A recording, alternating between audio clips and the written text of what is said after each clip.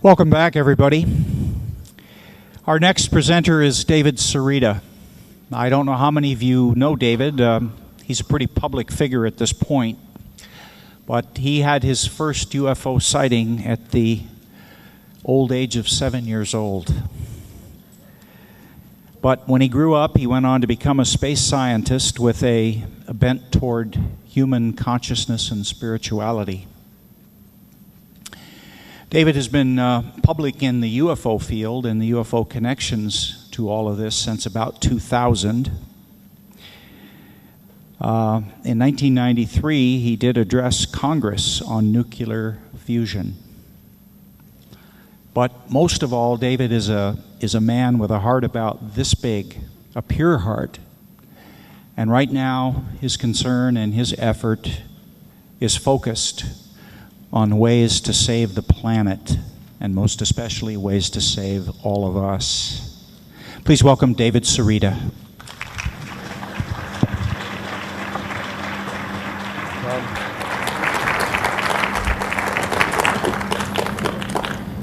Am I plugged in? I'm plugged in.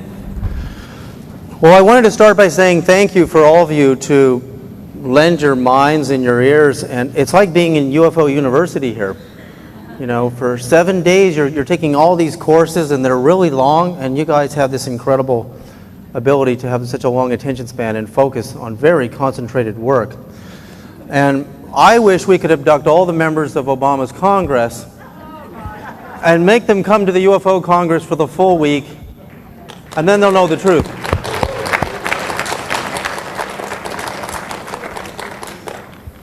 And thank you, Bob, and your family for having me here this year.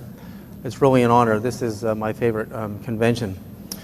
Well, my talk today is about reverse engineer, the truth about alien technology. And the significance of this technology, to me, is having been an ecologist for over 25 years and personally planted over 1.25 million trees myself in springs and summers for 22 years in British Columbia.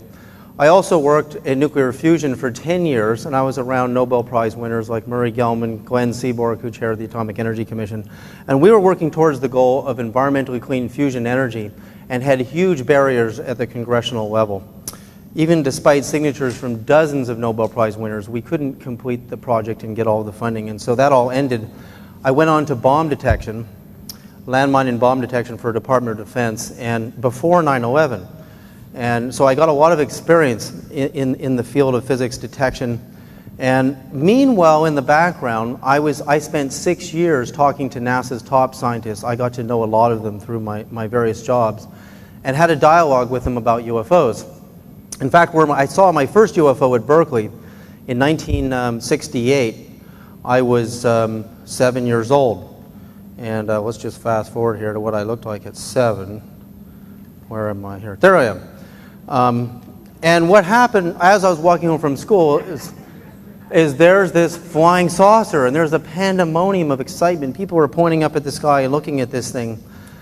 And what happened to me that day was that, after watching this thing for a full 20 minutes, and it looked like the Billy Meyer ship, if all of you know what Billy Meyer was down low near the campus. This was the time during the riots, the big movements against Vietnam. And my father was getting his PhD in psychology. And right up on the hill, unbeknownst to me, was Lawrence Berkeley National Lab, where decades later I would have lunch with Glenn Seaborg, who chaired the Atomic Energy Commission under Kennedy, Johnson, and Nixon, and tell him that I saw a flying saucer there. So we had some discussions about it. So, cameras back then were better than digital cameras today. There are a lot of qualities in these old cameras. So what I want to start with now is I actually ended up quite recently scouring the many 2,700 pages of the FBI FOIA Real X files under J. Edgar Hoover, and I found something I don't know how many people were aware of, but many children were test flying toy flying saucers that were using anti-gravity on July the 8th and the 9th of 1947, the same day as the Roswell crash. And these saucers really flew. So let's play video clip number 1, please.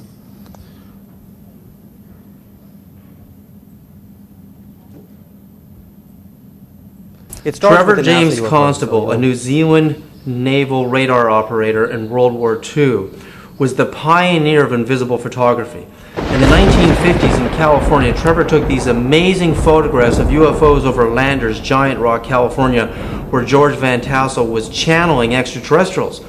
The photos are so stunning to me because they show translucent discs of light, UFOs with dark holes in the center, identical to the NASA STS-75 UFOs from the space shuttle in 1996, in February 1996. So we have the same UFOs confirmed from two different sources over 40 years apart.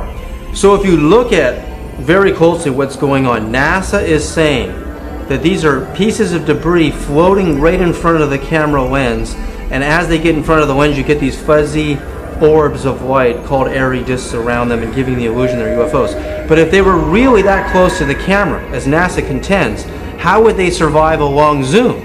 I did a very simple test with a digital camera, just like they're using. You hold a dime, which is bigger than any piece of dust you could find, and you hold it even a couple of inches or 6 inches in front of the camera. When you zoom in, you can't even see the dime. It disappears completely.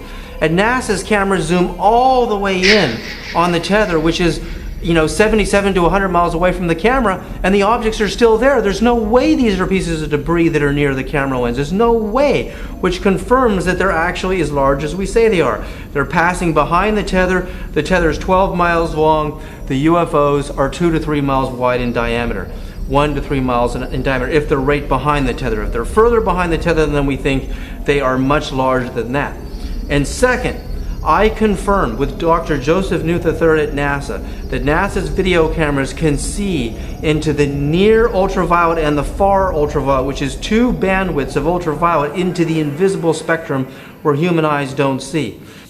On July 9th, 1947, there was an incident in North Hollywood, in Hollywood, California, where people saw a flying saucer crash into this woman's yard and burst into flames. This is roughly the same time as the Roswell incident, which is roughly the week of July 7th through the 10th or the 9th of 1947. So a flying saucer crashes in Los Angeles. But what's amazing about the case, which is now listed under the Freedom of Information Act request on the FBI's website, this is a real case. What you're about to see are real photographs. They retrieved the flying saucer and it's only 30 inches in diameter. 30 inches, and it's made of aluminum. And what really got my attention is that when you look at this thing, when they cut it in half and they opened it up, it's got a V-shaped notch and a black hole in the center. And if you look at the NASA STS-75 UFO, which I estimated 2 to 3 miles wide, it looks identically the same on the cameras. They can see into the invisible ultraviolet. You can see a dark hole in the center, you can see these strobing waves coming out of it, and you can see this notch cut out of the side of it. I mean, it's really quite remarkable. But when we actually look at what was found inside the craft, when we read the actual FBI documents, it says on the evening of July the 9th, 1947, a report was received in the Los Angeles office that a so-called flying disc had landed in the vicinity of Radford and Magnolia Streets in North Hollywood, California, and described it as approximately 30 inches in diameter. It weighed about 22 pounds. And in fact, we even have the address here of where it crashed, 11858 Magnolia Boulevard, North Hollywood. I mean, this is a very detailed report. But when they took the flying saucer and they cut it in half, and you look at these photographs, they found that it had a radio tube mounted in the center. So this thing was producing some kind of a magnetic field or some kind of waves and produced anti-gravity. And they claimed when the FBI actually researched this, a bunch of kids claimed that they were it was an experiment. Kids, this is what they're claiming in this FBI report. I mean, 16 years old. This kid was 16 years old. He said he built this thing.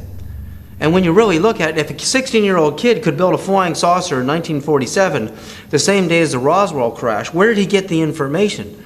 Was he having telepathic dreams? In the last couple of months, and he decides to build this thing. Is this really not? This is really an extraterrestrial satellite that's connected to the main craft at Roswell. And when the craft at Roswell crashes down on the ground, it loses contact with its satellite, the little probe, and they both crash. But why a 16-year-old kid? Why is a 16-year-old kid claiming this? And if a 16-year-old kid did this, where is he today? Where is anti-gravity research today? And then, why aluminum? is there something about aluminum that interacting with electromagnetic fields that causes anti-gravity? When we look at Boyd Bushman, the Lockheed senior research scientist, he actually shows us an experiment, and he tells us that both copper and aluminum, when they're interfaced with certain electromagnetic fields and magnetism, produces anti-gravity. The point in showing that piece of video from my From Here to Andromeda DVD is there were actually quite a number of reports in the FBI files of children, and this is pre-internet days, who built aluminum flying saucers with radio tubes in the middle, and they actually produced anti-gravity. And I would just imagine that Department of Defense would probably abduct all of those kids, and they would be working for Department of Defense, and nobody knows about, where they ended up. But what interested me is, why children? And of course, this would make a fantastic Steven Spielberg movie. Little kids getting downloaded information. Well, the same thing happened to me, but I wasn't 16, I was 7. And what I saw in the pursuing weeks in Berkeley were visions and dreams that I saw one set of lights, blue-green, spinning one way, clockwise, and then a kind of red-orange spinning counterclockwise on the same axis. And deeper than that, I was downloaded how the anti-gravity actually worked. And instead of becoming a psychologist like my father, who got a PhD at Berkeley, and my mom a lawyer, I wanted the answer to my UFO experience. I wanted to know what was going on here. I could not fall down the straight and narrow. And I got answers. It took me my whole life to eventually figure out that green and blue lights are a shorter wavelength than red and orange, and that between the clockwise, anti-clockwise pairs was something called a differential. And what interests me also about the NASA UFO, if people say these are out-of-focus orbs, I gave 2 arguments why. When you pan through the window on the airplane with the little ice crystals, you can't even see them anymore. And NASA's arguments were that little pieces of cookie crumbs or whatever were floating around the shuttle, the camera zooms through them and you get little orbs around them. But with those airy disks, nothing is in focus. I've seen them. They're truly out of focus. So why the Fibonacci spiral in the waveform, which you're seeing here? How did that show up? And so that begins a very, very deep investigation into a discovery that is actually quite amazing, into what we call differentials. Can we actually play video clip number 2 before we go to this? In crop circles, you have one lay of grass spinning clockwise and one lay of grass spinning anti-clockwise. I'm Barbara Lamb, and I have been researching crop circles in England since 1990. So at this point, I've had 16 consecutive summers of crop circle research in England. I've been into literally hundreds of crop circles during those years, and I am particularly interested in the lay of the crops right down there on the ground, as well as the overhead view of the crop circles. In this particular crop circle, in early August, in a place called Garsington, Oxfordshire, England, it was a very interesting spiraling of the crop, the wheat crop. You've got this portion spiraling along in a raised aspect. This is spiraling in a counterclockwise direction. But in the center of that portion of the circle, the crop is spiraling in a clockwise direction. And around the raised ridge, this crop circle is spiraling in a clockwise. So you have clockwise, counterclockwise, and clockwise again, all in the same circle of a larger formation. In this crop circle, formed the night of July 27th, 2005, at a place called Avebury Manor in Wiltshire County, England, was this extraordinary formation, which is called a quinquux or quintuplet formation, with the center circle and the 4 satellite circles and even more satellite circles all in very even proportion. The extraordinary feature about this on the ground is that in the center circle, the wheat is laid perfectly, evenly in a clockwise direction. However, there's also a band of other circles laid within that very same circle, and these 19 circles are laid in a counterclockwise direction. In that same center circle, the band, or the row of counterclockwise circles, is depicted here with details counterclockwise, counterclockwise, counterclockwise, and so on all around in this extra band of counterclockwise circles within the clockwise larger circle. If we look at this first crop circle, we can see that this literally looks like a flying saucer. I mean, it's disc shape, it has this three-dimensional quality, and as we look inside of it, we can see it's almost as if a lid is lifted off the top of the saucer to reveal what is inside. I believe, after studying the effects of subatomic particles in bubble chambers, that we are seeing a language in crop circles that is reminiscent of quantum physics.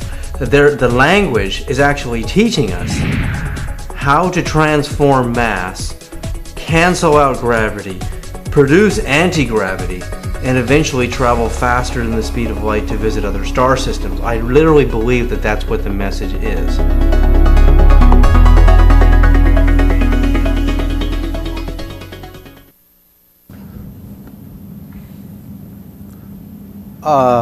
Yeah, I think we'll play the next clip in a moment. So this is kind of like wax on, wax off in the Karate Kid. You know, why we're learning about clockwise, anti-clockwise. I'm going to take you so deep into this by the end.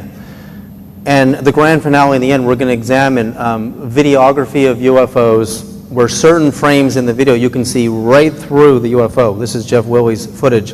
And we're going to see evidence of this. And we're also going to meet Boyd Bushman, a Lockheed Martin senior scientist of 20 years who designed the Stinger missile, which was called Red Eye for General Dynamics, who I was lucky enough to get an interview with because he had been following the works of John Hutchison in Canada, who was able to levitate giant cannonballs and all sorts of amazing objects using Tesla technology. Waves that have certain configurations and patterns. And Boyd Bushman ends up basically testifying that we shot down the Roswell flying saucer with a classified super weapon, which hopefully we'll get to that near the end, and reverse engineered the technology. There were aliens inside. He is in fact, if you do this exercise yourself, he's not like Bob Lazar, and actually he's friends with Bob Lazar. If you search him on the U.S. Patent and Trademark Office, Boyd Bushman, you'll find all of his patents, and they all say Lockheed Martin on them. So he is the real deal. He's got missiles that can pull 800 Gs on the turns because they actually are using reverse engineered UFO technology. But the key is in the counter-rotational spins and how they're configured. So my paper called Differentials, the Hidden Harmonic Codes of the Universe, will reveal this secret to not only anti-gravity but zero-point energy and things we can't even imagine. So what I did is, this actually goes back to my evidence, the case for NASA UFOs videos. I got tired of looking at wave models in just 2 dimensions, of just on a sheet of paper. You only have height and width, you don't have depth. So I invented something called a galaxy clock that can measure everything from the orbit of planets around a star to the orbits of subatomic particles. And for those of you who are really familiar with crop circles, you'll start to see a familiarity here in the patterns of the way some of these subatomic particles move. But I quickly, and of course, the way galaxies actually form. That's my phase 2 galaxy clock on the left. But without going into that, because that's an enormous exercise, I started looking for something called differentials.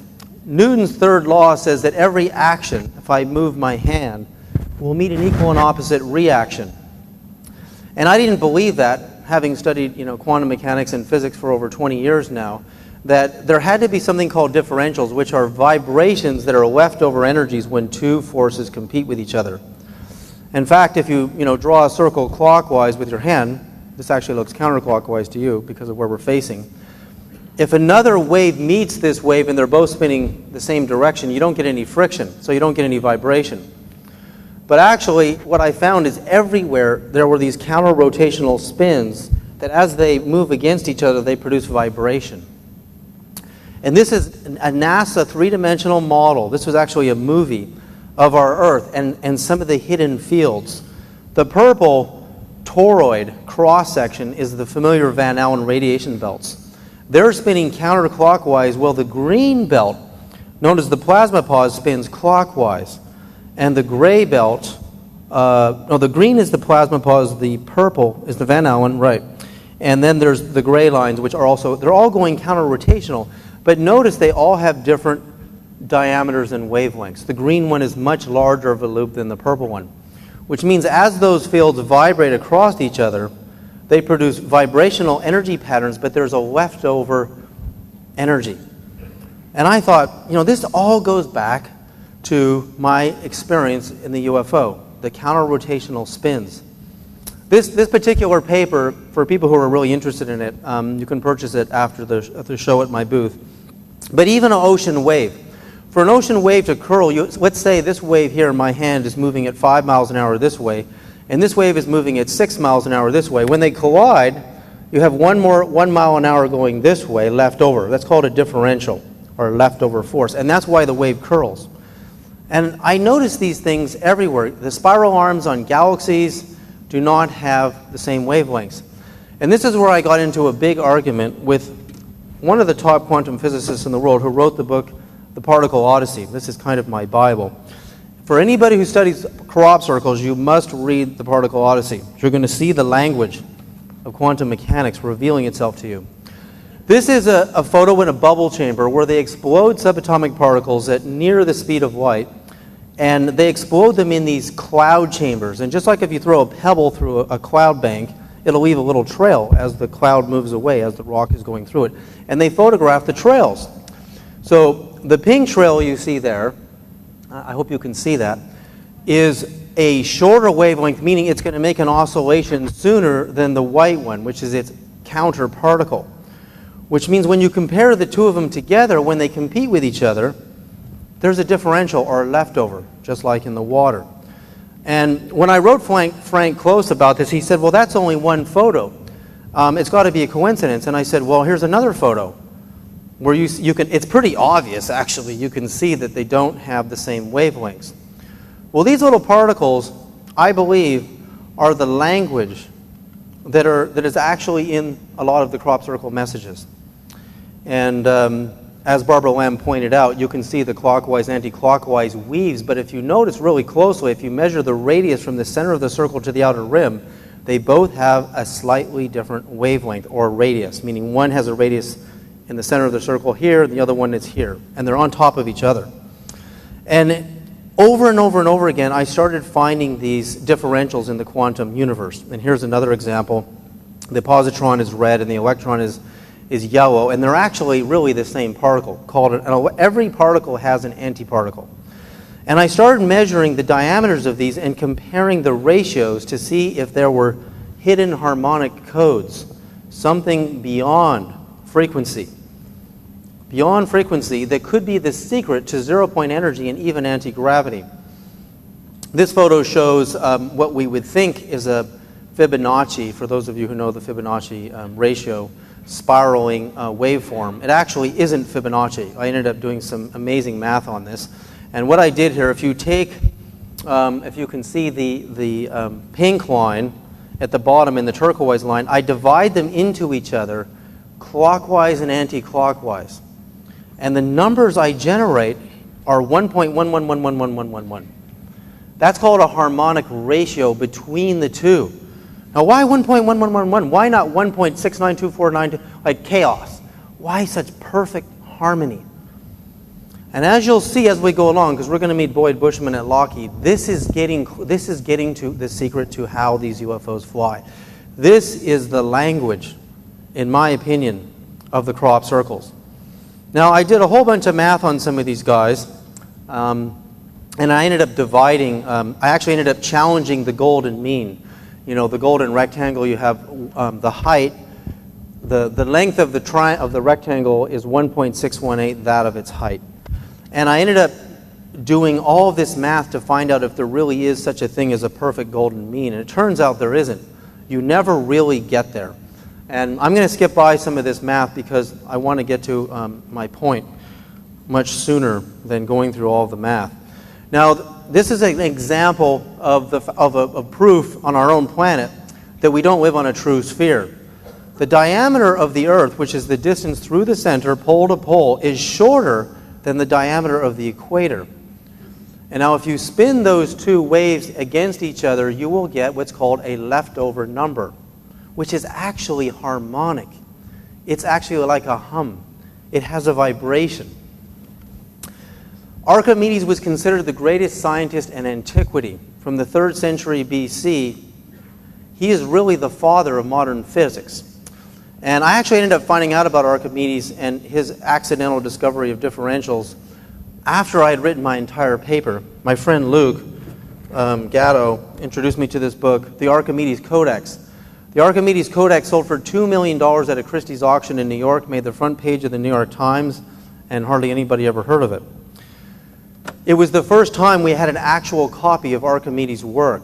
And what Archimedes did, he was the first one, if you look at the lower circle, actually I think my little mouse here, yeah, this guy right in here. From the radius, from the center of the circle to the perimeter, he was the first one to define the inner and the outer circle. If you look at E is the outer circle radius, and then if you look at Z, it's the inner circle radius, but he didn't put it in a differential language. What interests me about Archimedes is he tries to do something called squaring the circle.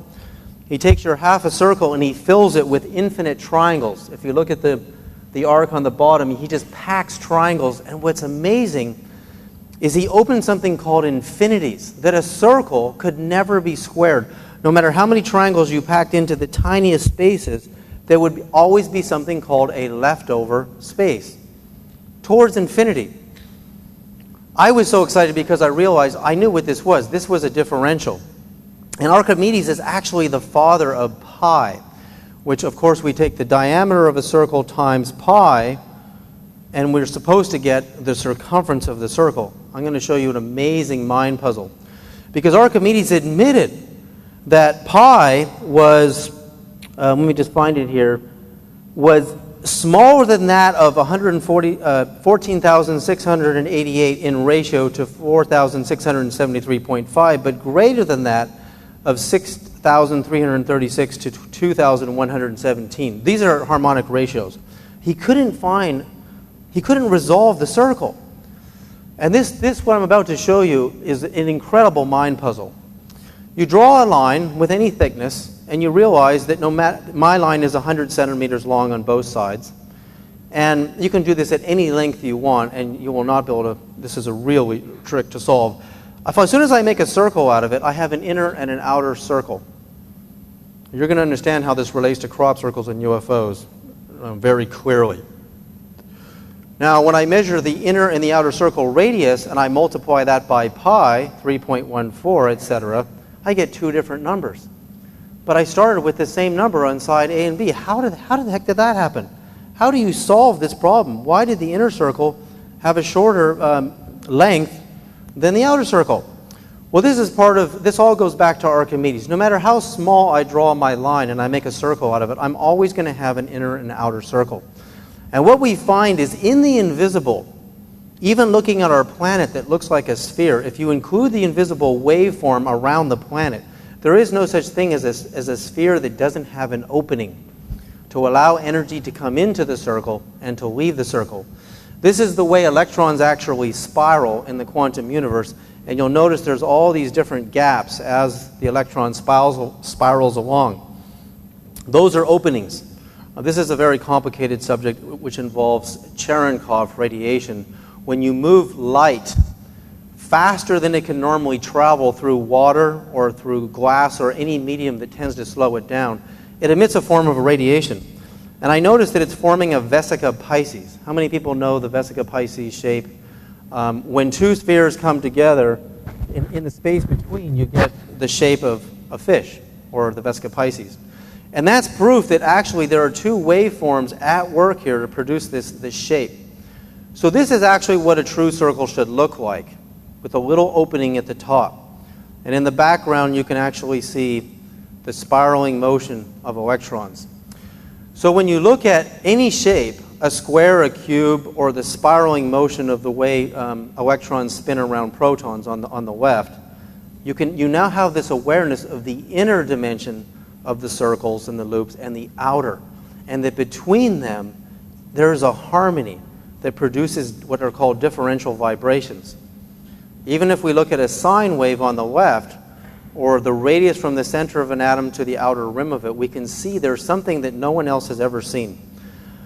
Now this is, for those of you who like crop circles, this is really going to come slamming together. This is my swimming pool. And there's more going on in your swimming pool than you can possibly imagine, which you're going to see here. There was nobody in the swimming pool that day. And my wife Crystal and I started to notice these little bubbles and spinning vortexes on the bottom of the pool, and there's no wind, and it's very smooth. And I went, oh my God, look what those things are doing. So let's start by playing. First I'm going to show you the movie. And in the movie of the vortex, which is only 1 minute, remember the crop circle has the counterclockwise right on top of each other. You'll see the black spiraling like Milky Way galaxy spinning counterclockwise, and over time you're going to see a bright radial line spinning clockwise right on top of it, and then it's going to start forming sacred geometries in the differential space. So can we play a water vortex, please?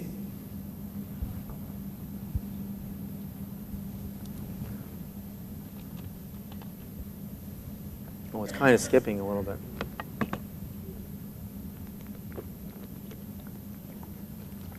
Now look at 9 o'clock. Now you see those bright lines. It's kind of in slow-mo here. And the bright lines start to emerge, and a lot of interference patterns form at 9 o'clock. Don't worry, I'm going to show you this frame by frame. And right on top of the counterclockwise, we'll start to see bright lines that will be spinning clockwise. It normally doesn't play like this, it's actually somehow in slow motion here. Yeah, there's your bright radial lines now forming at 9 o'clock, and actually it's hard to see the way it's framed like this, but it's almost over. I'll show you the still images. Yeah, okay. Let's go back to the slideshow. So the first thing I noticed is, of course, you see the spiraling. It reminds you of the Milky Way galaxy kind of spinning, and you have this kind of black hole, effect in the middle. And if you look right around here, you'll notice the colors, a little bit of the rainbow. Wormholes are not feasible. They're pie-in-the-sky physics. A wormhole requires the negative energy, a negative energy deficit of 100 million suns for an entire year. There are 100 million suns in the Milky Way galaxy. These bright radial lines start to emerge, and I get little wiggles right here at 9 o'clock, and that's where things start to get really amazing. We see the beginning of a vesica Pisces, and this is a vesica Pisces. When two spheres come together, you get this new shape in the middle. And there are many physicists who believe in sacred geometry professionals that the Big Bang actually was not a single sphere, but two spheres that formed the vesica Pisces and created the universe. Now suddenly, if we look at the previous image, look how smooth the edges of the black hole are here, but then our clockwise wave jumps out and starts wiggling and producing interference patterns right here at 9 o'clock. You're not going to believe what's going to happen over time here. Now we're starting to see hexagonal, not a circle, slight hexagonal lines, and we got a baseball diamond in the middle. And we got blue light over here and kind of warm light over here, which is interesting. Now we get a full vesica Pisces that suddenly emerges on the seventh slide. And it's interesting to note that a vesica Pisces, height by width, in here, this is the height and the width, the ratio is 265 to 153. Jesus caught 153 fish in the Gospel of John 21:11. Why 153? Is he speaking in a language of harmonic differentials? Because we know the fish emerges out of the shape of the vesica Pisces. If the tail was up here, here's the body of the fish. Why 153 fish? Why not just 150? I mean, probably he was speaking in a language far ahead of his time, that the secret to manifesting anything, energy, how the yogis in India manifest food, palaces, stones, out of the thin air, is they knew these secret harmonic codes, something beyond frequency. Harmonic codes are when different frequencies come together, counter-rotational to each other, and they vibrate in sets in perfect harmony. As opposed to, let's say we were the Beatles rock and roll band and I wanted to sing for them and I ruined the entire harmony. I would be out of harmony. Every single one of these waveforms is in a perfect harmony, and as they overlap, they produce harmonic codes. And those codes have meaning, very profound meaning. I'm doing incredible experiments on this in my lab. Now this really blew my mind, because if you look at 9 o'clock over here, we have a cube, a diamond, a cube again, and a rectangle, and then we got this blob over here. And notice the middle, the spiraling vortex has separated itself off. That's because the clockwise, counterclockwise waves in here have actually created shapes, architectures. How the heck did that happen in a swimming pool? And why in crop circles the counter-rotating fields produce all these sacred geometries? It's the hidden harmonic codes that do this. There is intelligence behind the crop circles, but it's the counter-rotational spins that, because they're pulsed as the waves hit each other, they produce shapes, geometries, and they emerge in a pool of water. And then, of course, here we can see all kinds of interesting shapes, slices of a pie. And here, if you can see in three-dimensionally, adjust your eyes, we have a donut, a toroid, almost in three-dimensional space. Here's the hole in the middle of the donut, and here's the rim. All these geometries appearing because of counter-rotational spins. And here, by the time the interference patterns got very evolved, we've got in the middle, if you can see it in here very faintly, it's a pentagon, which is kind of weaved inner and outer with all of our different shapes on the outer rim. So that's just the beginning. How do we get to the secret to anti-gravity? How do we get to understand that this is actually the secret and the language hidden in the crop circles? Let's play the next video, please.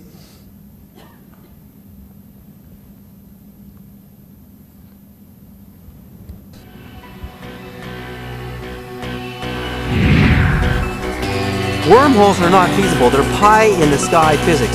A wormhole requires the negative energy, a negative energy deficit of 100 million suns for an entire year. There are 100 million suns in the Milky Way galaxy, our whole galaxy. You have to extract all of their negative energy for a whole year to make one wormhole big enough to fit a quarter through. What civilization is going to access all of that energy to make one wormhole to fit a quarter through? And if you want to fit your whole body through the wormhole, and then your whole family, and teleport to another dimension, you're going to need the negative energy of multiple galaxies. This is not how they are doing it. This is like a caveman banging his head against the wall and saying, I'm going to get through the other side of that wall if I have to smash my way through it. Wormholes don't work. Wake up, people. You have to find out how this is happening. We have to find out how to get to Andromeda, and we're never going to get there with drawing pictures of wormholes and telling ourselves that we have to attain the negative energy of hundreds of millions of suns. This is not how they are doing it. They are doing it by transforming the mass of their spacecrafts, and they're getting out of space. A lot of people are doing nothing more than getting huge quantities of mass and see if they can get a gravity wave to cause things to move. Mm-hmm. Well, that isn't what we're talking about at all. Mm-hmm. So I wondered if gravity could be related to its cousin magnetism. Mm-hmm. And so I found that when I take two magnets together, I have some neodymiums around here that I'm actually afraid of. They're so strong. They can danger you. Mm. But anyhow, you take a magnet, you go to put them together and they go clunk, right? Mm. But you take one of them, move it around, and all of a sudden it doesn't want to go together. The repulsive. So I ordered one at $5,000 a piece. Wow. with a 1/4-inch hole through between both of them, and I put a brass bolt and I tightened them down, forcing them together. Mm-hmm. And then I put them together in a thing that looks kind of like a rock. Mm-hmm. Okay, and then I got another one that didn't have magnets in it. And Galileo, in all his endeavors, he went up to the Leaning Tower of Pisa. And dropped the... And he dropped a big rock and a small rock. And his buddy down at the bottom kept telling him that the large rock and the small rock arrived at the same time.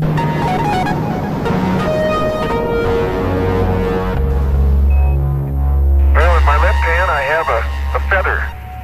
In my right hand a hammer. And I guess one of the reasons we got here today was because of a gentleman named Galileo a long time ago who made a rather significant discovery about falling objects in gravity fields. And we thought that where would be a better place to confirm his findings than on the moon. And so we thought we'd try it here for you. The feather happens to be appropriately a falcon feather for our falcon. And I'll drop the two of them here, and hopefully they'll hit the ground at the same time. How about that? That proves that Mr. Galileo was correct in his findings. Well, I went up to in the Lockheed Building 501 by the side of escalators and elevators. Oh, wow. And I got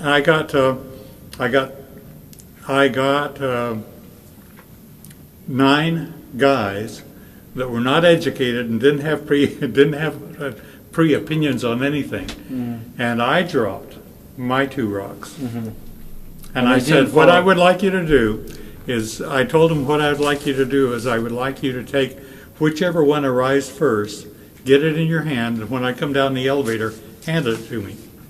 Now they looked identical, except for and nobody knew what was inside? No, absolutely not. All the 9 times that I tested it, it's as though the one with the opposing magnet field extending out 3 feet on each side. I actually measured how big the field is. How big the field was, and on each side of one rock, I had a total of 6 feet. At any rate, the other rock arrived first. Which one arrived first? The one that had no magnetic field in it. So you were able to cancel out gravity to a certain degree. You were able to cancel, precisely, reduce the mass gravity effect. Precisely. By opposing fields. Isn't that nice? You bet. And got 9 signatures and I always skip. You did that at Lockheed. What year was this? Oh, at least 8 years ago. This is the actual document of Boyd's where he proved that by altering the field in a falling body, the magnetic field, it reduced its mass gravity equivalent and canceled out the effects of gravity to a certain percentage. And he did a building 500 drop test conducted from a height of 59 feet.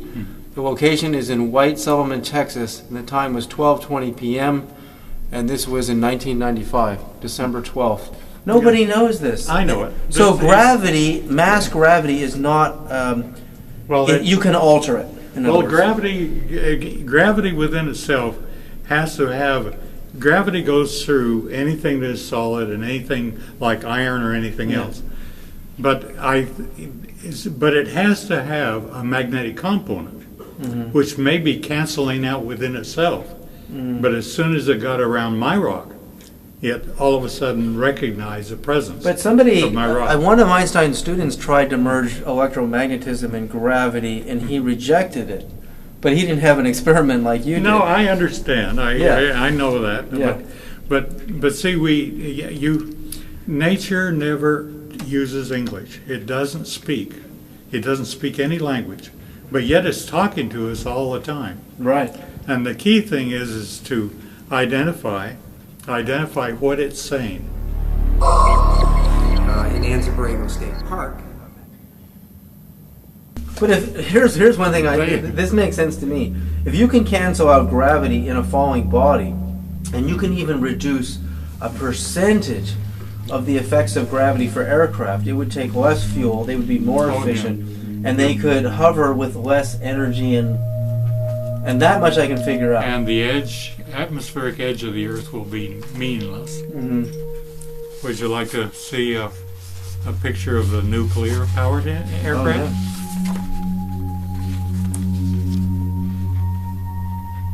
What's the date on this one? I refuse to say, but there's the nuclear pile that actually flew. that hunk of junk right there flew? It actually was in the belly, providing. Oh, that was in the belly of that. That's right. It's just like in the belly of a submarine. Providing anti-gravity.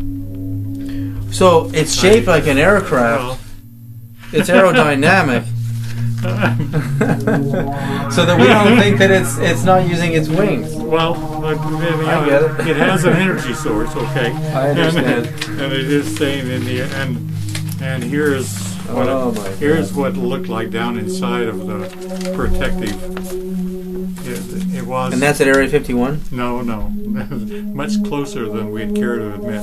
Oh, Texas.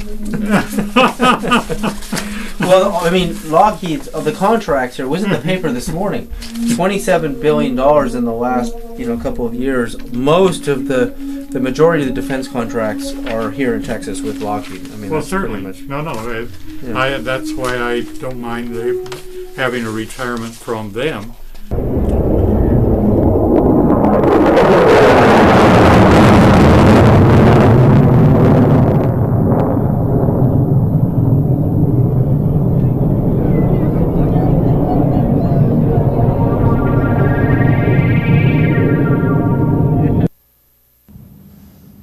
I just love Boyd so much.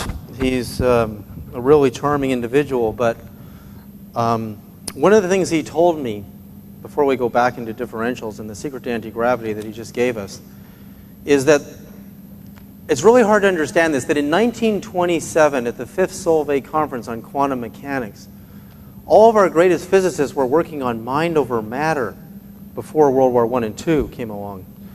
Heisenberg and Niels Bohr came to Einstein because they said it looks like the minds of the researchers are affecting the results of the quantum experiments, because every time a different researcher did the experiments, they got different results. And all of a sudden the war came along, World War I and II, and all of these guys had to work on weapons and bombs.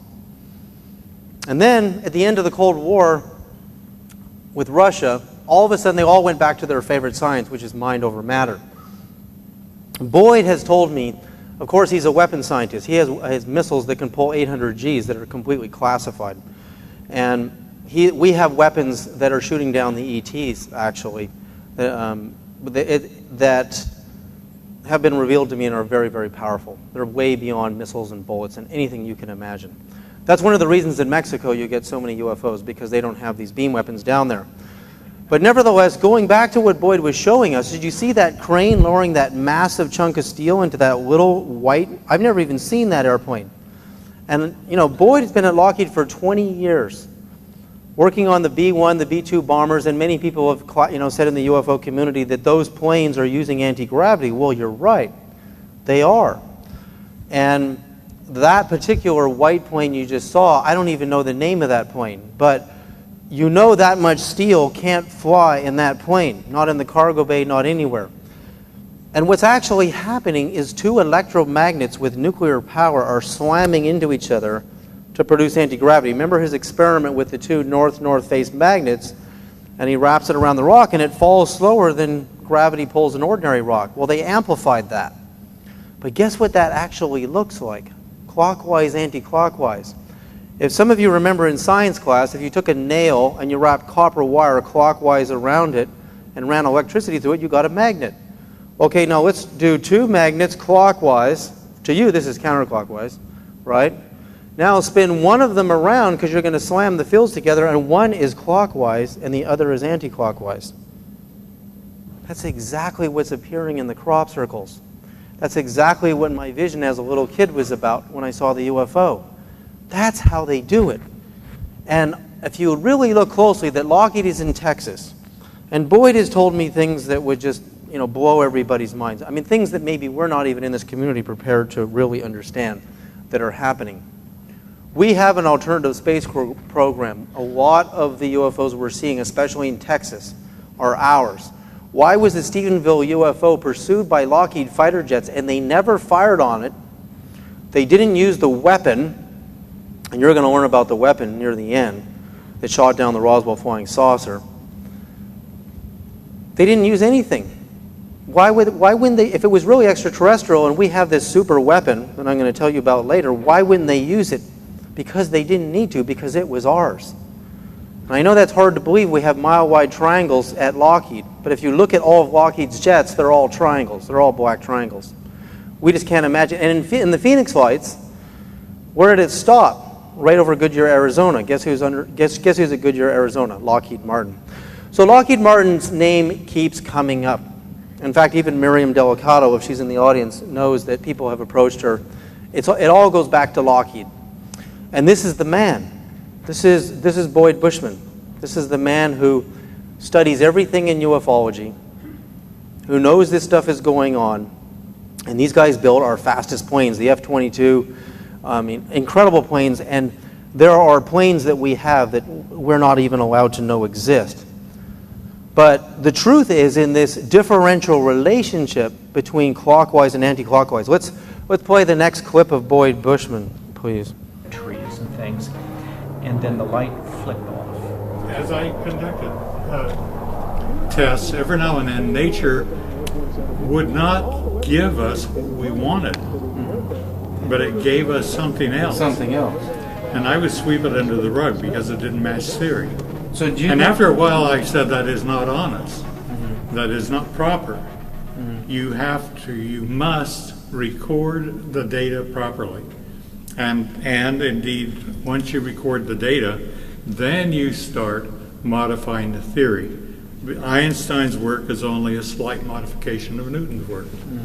But we do understand that Newton's work has, Newton's work, for example, Newton says, this is mind-blowing. Says anything that's in motion tends to remain in motion, right? Okay, so I have something, and I'm taking it around counterclockwise. And see it, and what Newton said is true. It just wants to go around and around and around and around and around. This particular thing is called a celt. It is not, it's clear plastic, there's nothing in it. Okay, now I'm going to take it around clockwise. It says, no, I don't want to do that. It's just like my children. I will do it my own way. How did it go the other way? Precisely. A Newton's law. Is that because of the rotation of the planet, or? Well, Can I try that? You may. In fact, first of all, send it around counterclockwise. Okay. And this is called a cell? It is CELT, C-E-L-T. What's in it? Okay, there we go. Nothing's in it. Plastic. Okay, now take it around clockwise. Okay. And it says no, and it goes back to the same number of turns you sent it. I've never seen anything like that. Now go out stronger. I know. See, I'm looking for the exception to the rule. You have to, if you can use language, you really need to convert it into mathematics. Yep. And calculate what your theory would say that it would do. My theory is, like I've looked at, and on that CD I sent you, in bubble chambers, if you look at, they have a lead sheet in this particular photograph. Super high frequency gammas strike the lead sheet and through the photoelectric effect give off electron anti-electron pairs. And there's two sets of pairs. And the electron has a longer wavelength and the anti-electron positron has a shorter wavelength, which means there's a differential between the electron and anti-electron pairs, which means one is stronger than the other if you convert it through a Planck formula or even Einstein formula. And that means one of the clockwise and anti-clockwise would the differential between them would be one is stronger in mass energy equivalent. The other, like for example, well, take that with you, and when you get together with your friends that agree with you, have them do the math, and I would like a copy of the math. There's a differential. It took me many years to get Boyd the math, and I have it. And you can see that in the Earth, the light little piece of plastic, that's actually called a celt because they found them in ancient England, as in Celtic. And they even found them in Egypt. They were called rattlebacks. And they're so light, you can't do this with a quarter, they reveal that clockwise and anti-clockwise aren't equal in the Earth's field of gravity. That there's a differential between them. And the simple differential is you're standing on the Earth right now, or sitting on the Earth, I'm standing, and the Earth is spinning at 1,000 miles an hour at the equator, and we don't get thrown off like a washing machine, right? Counter to this centrifugal force of the spin is gravity pulling in. Between the two, we actually weigh something. If they were both equal, we would weigh nothing. That's proof of differentials right there. But now we found it all the way down to the atom itself. And we know that that's the secret, because it looks like gravity is stronger counterclockwise than it is clockwise. So that gives me a key on how to reverse engineer UFOs. And you're going to see real UFOs in the end, and I'm going to prove this to you, because we already know from Boyd's testimony that this is how it works. And you think of all the cases in Texas, like the Betty Cash case, where there was all this radiation burns, and you know that Boyd was showing us they were using nuclear energy to slam the fields together to produce a little bit of anti-gravity in the early days. And we're way past that now. And of course, that's why anyone who got near these things got radiation burns. But the real UFOs, you don't get burned. I didn't get burned. So this is where we're going to turn sacred geometry on its ear. Literally on its ear. And that's because man-made geometries are symmetrical and perfect, and in nature, geometries are not. In nature, you're actually going to see where the differential is and the numerical codes to how to find the answer to anything you want to manifest. Not attract, manifest. If you look at this natural six-sided quartz from above, you can notice that across this way, it's like a vesica Pisces. It's an elliptical shape. It's not a circle. Whereas the man-made one, this side and this side and this side and this side are equal. And what I do, because everything in the quantum universe spins clockwise and anti-clockwise, I'm going to take measurements in millimeters and centimeters, very accurate, better than inches and quarter inches and so forth. And I'm going to do math clockwise and anti-clockwise, and you're going to see the hidden harmonic code that created this crystal. And you can, if you take a copy of this paper, which you can get from my table, you'll be able to learn how to do this on crop circles anywhere you want, because there's something deeper in crop circles. There's hidden harmonic codes. You just have to learn how to do it. And it's not very hard math. So we notice that two of the sides on this quartz crystal are both 4 centimeters. This is the actual size of the crystal. And the next side on the right is 3.3 centimeters, 3.6, 4.6, and 3.7. So what I do is I divide 4 into 4, and I get a 1. And then I'm going to divide 3.3 into 4, 3.6 into 3.3, etc., and then counterclockwise and look at the numbers. And the numbers are not random.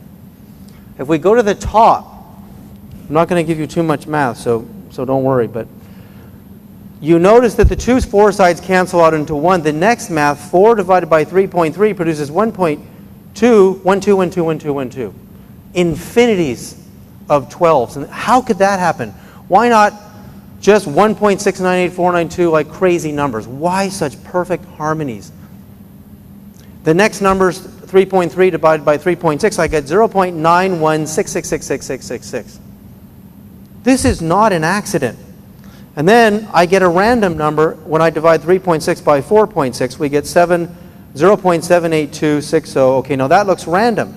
But then the next one, 4.6 divided by 3.7, I get 1.243243243243. Okay, and I found no matter what I measured, and then I go counterclockwise, the second paragraph, and I get these 4 divided by 3.7, 108, 108, 108. There's 108 names of God. There's 108 degrees between the oxygen and the hydrogen atom in water. And that number is a mystical number. There's 108 names of God, but there's also 108 beads on your Catholic mull and also in the East Indian mulls because of the harmonics of that number. Why is that number showing up in a crystal, in the harmonic codes? Well, what I found is that when I make my electromagnets cross each other's paths counter-rotational, they have to be in code or you will not produce zero-point energy or anti-gravity. And literally, these are everywhere. Now, this is amazing. I have this CD at my table. I actually, thanks to Pythagoras, the great Greek mathematician and the father of trigonometry, which can really bend your head and make you hurt, but he discovered that all the planets were producing music, harmonies. And you can only get a vibrational sound when you have waves that oppose each other and vibrate together in sets. So we exposed the NASA actual sound of the sun, which sounds Exactly as the ancient Hindus said, the true sound of Om is the sound of the sun. In fact, there are many cultures that actually describe this, even the native Indian cultures, of the actual sound vibrations of nature.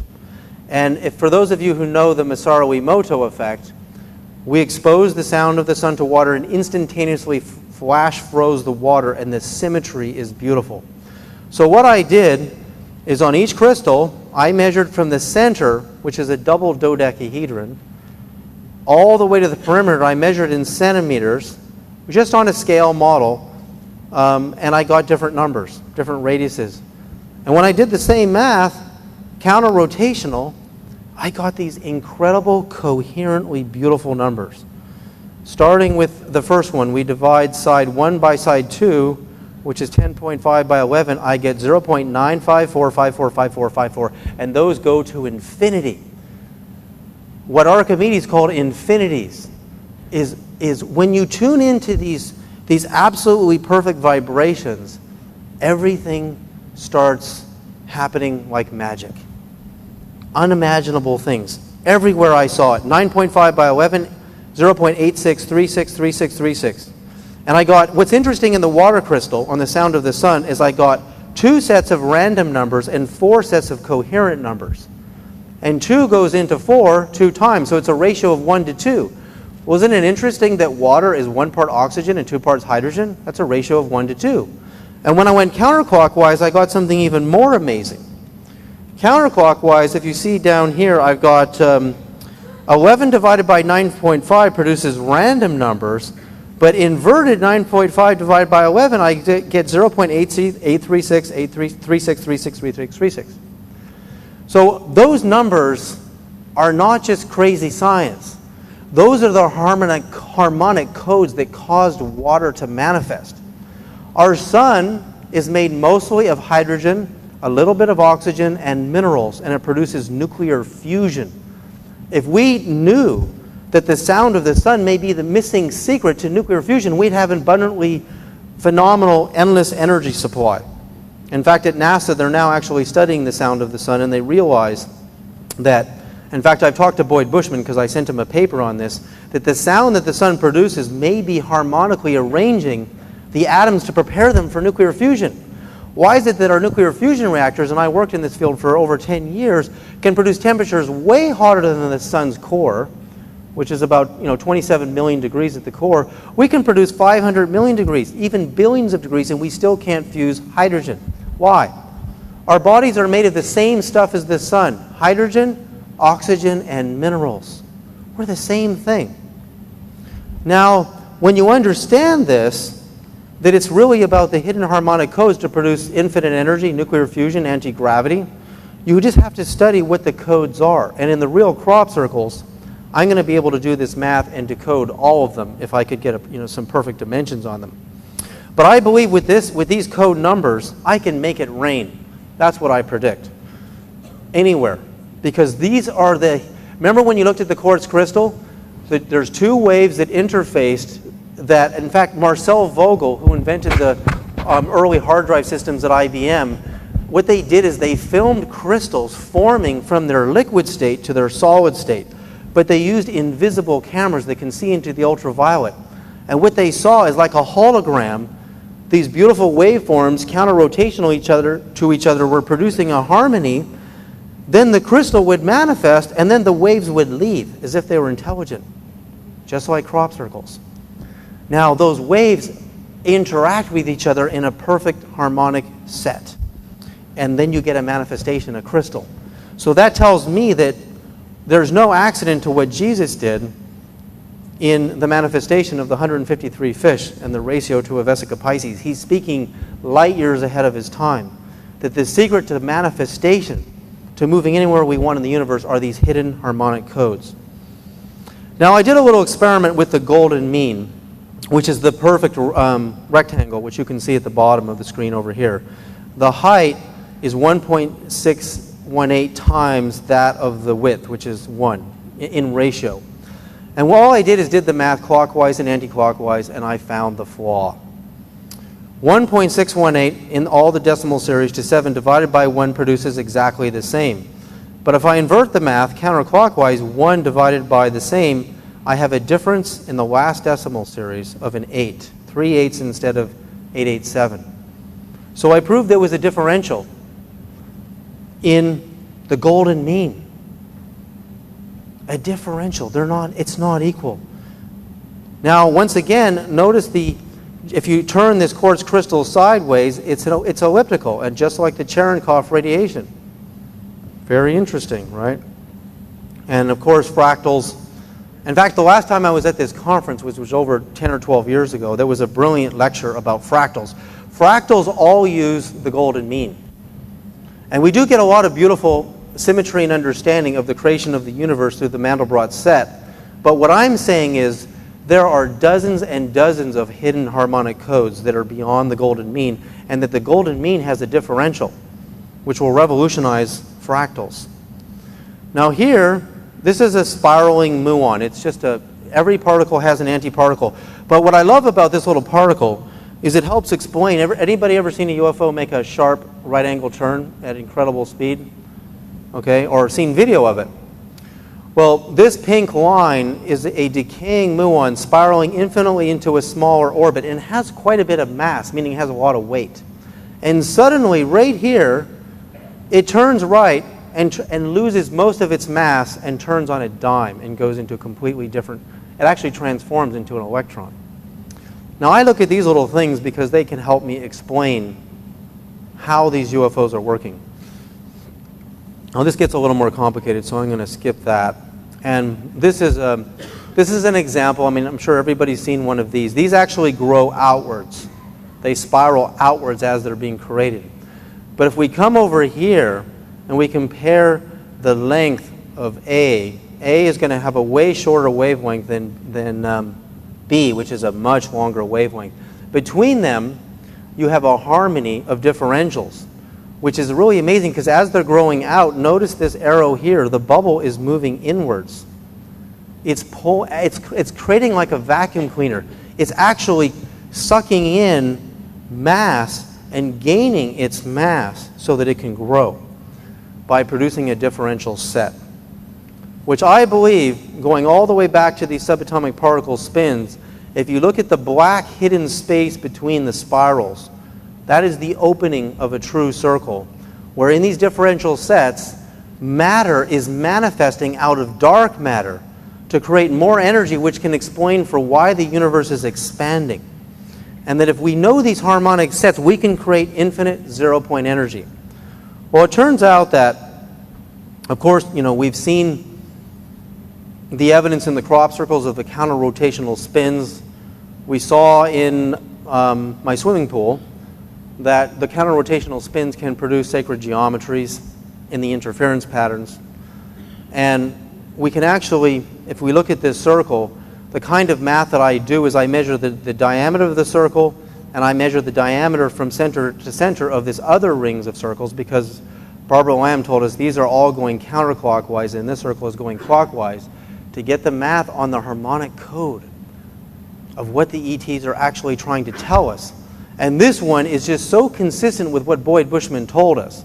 The flying saucers are using, remember, electromagnets when they're facing each other and they're the same pole, either north or south, two of them, one through the space will look counterclockwise and the other one will be clockwise.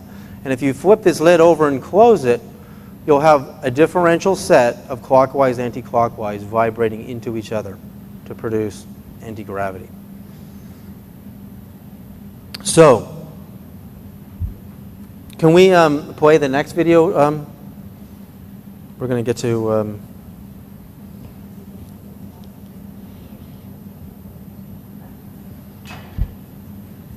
In crop circles, you have one lay of grass spinning clockwise and one lay of grass spinning anti-clockwise. The dual function is always there. But the differential, right in here, the differential, one is higher in frequency than the other, is where I believe the graviton actually is. Have you ever thought of actually building a craft itself that could levitate? Oh, yes. Actually, I have a lot of ideas on that. And I think the potential in that is pretty high. Actually building, what do you think would happen if you built a flying saucer and you start flying around Vancouver. If I build a flying saucer flying around Vancouver, I am sure that, oh my, there'd be a lot of excitement. Oh yeah. I mean, big excitement. And probably the police and everybody else again would be chasing me down. Well, they would think it's extraterrestrials. And they might start shooting at me. They might start shooting at you, and then they'd find out it's you. Oh my God, it's John. It's John, and what do we do now? He actually did it. John Kenneth Hutchison actually built a flying saucer. I think the realm of it is quite probable, since I was studying some of the older experiments done by T. Brown, Podolinoff, and those folks. And what's interesting about Podolinoff is that the anti-gravity effects seem to go right down the Earth all the way up to an unknown area. Has anybody ever threatened your life? I mean, as far as like trying to possess what you have here, I mean, seeing it as a threat. Has anyone ever, like, you know, threatened you and said that, you know, you're on to something and you're not allowed to be doing this? And no major threats. Mostly people saying, well, you should work for the U.S. government. That's a lot of emails I get are like that, and that they're ready and willing to stand by and give the funding out. But I've never been threatened. I've been also approached by religious groups saying, well, my duty is to continue on with this and make it a practical system. yeah, I mean, if you can levitate an iceberg, you could end a drought. I mean, you could land in a dry lake bed. You could change architecture. The work that Hutchins has been doing, he has Tesla coils, he has Van de Graaff, and he has, very frankly, static electricity generators. Notice that data doesn't have to make sense. Right. Data just has to be truthful. The truth. That's right. It's more important than proving Einstein right or wrong. Okay, now his data showed everything from a chocolate milkshake snaking toward the top of his room, to bowling balls floating in the air. To I have all his data, and I've been you know, following it. I am a senior scientist from Lockheed Martin. I have been a senior research engineer for Howard Hughes, Texas Instruments. Nevertheless, we've been working for some time now in order to determine where the next energy levels are going to come from. We now by that I mean we aren't talking about wind or solar or even atomic. We have other formats of energy that we've theoretically proven that are available. Not only that, but there have been significant developments, and many times the things that we look at and call UFOs are really some of the developments that we've been involved with. That Lockheed has been involved with?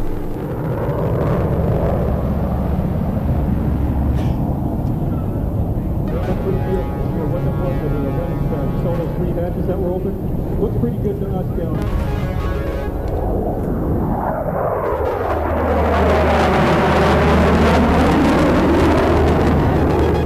So are these some of the UFOs we're seeing you believe are ours? They're United States military?